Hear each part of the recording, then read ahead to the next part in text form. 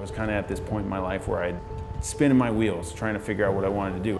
I bartended till like 4 a.m. I lived in a 5th floor walk-up with my brother. I went to one of Bob's workshops, and he'd gotten to know me because I kind of was hanging around a little bit. And he knew I had trained for the Olympics, and he was doing a portion on decision making, and he said to me, "Where is that sailor guy?" And I was like, and he's like, "Stand up." And he said, "Why aren't you going for the Olympics?" And this was like beginning in '99. The Olympics were in 2000. I hadn't thought about going to the Olympics. I was like, I had been done. I missed the team. I was like, I'm not going to the Olympics. Well, Bob was doing a 2-day workshop, and this portion was on decision making. He said, "Look, I want you to go home, sleep on it, come back in the morning and tell us if you're gonna go for the gold medal." I didn't sleep that night. I started thinking about, what am I doing? I'm bartending till 4 a.m. I'm like trying to make ends meet as a model actor dude. It's not working. I was like, I have this gift of sailing. I should go sail. I go back to the workshop the next day, and Bob says, "Where's Peter?" And I stand up. Bob had this guy who won the decathlon in 1956 named Milt Campbell next to him on stage.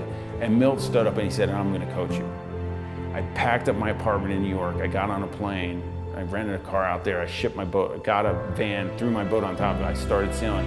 And in 2000, I became a member of the United States sailing team, something I wouldn't have done if I hadn't made that decision. I finished the Olympics. I made the US team, which was great. But when the sailing was over, I was like, what am I gonna do? Am I gonna go back to New York and be the model actor bartender dude? And I was like, I can't do that, can't do it. And I decided to pick up a camera.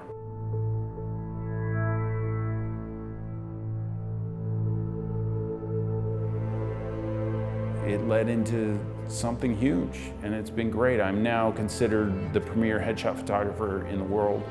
And I just wrote a book called The Headshot, and I've been shooting headshots since about 2002. And I coach over 9,000 photographers on headshot photography worldwide. And I have photographers that are my associates in all areas of the globe. So it's been amazing.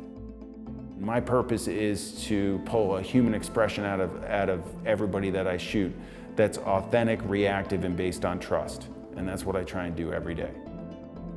I had been away from the concepts that Bob was teaching for a while, and I had been introduced to his coaching program.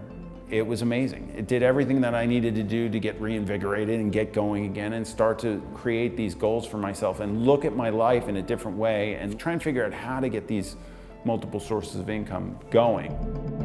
When I trained for the Olympics, we had a sports psychologist work for us, and we were doing goal setting and stuff like that, and I was doing visualization, and it was all this stuff that I was doing that I didn't know what I was doing. The first seminar that Bob did that I sat into, it was like a light bulb. It was like an epiphany. It was like, boom, oh my gosh, all this stuff that he's talking about, I think I was doing. I wasn't aware that I was doing it, but I was already kind of in that mindset and in that mode. Being more aware of it made things click a lot faster and made me be able to be successful in all the endeavors that I really went for. I may be shooting their head, but I'm aiming for their heart. And if I can teach people how to behave in front of a camera and be better and capture an image that they're really proud of themselves, that's a huge deal. And that's what I do every day right here.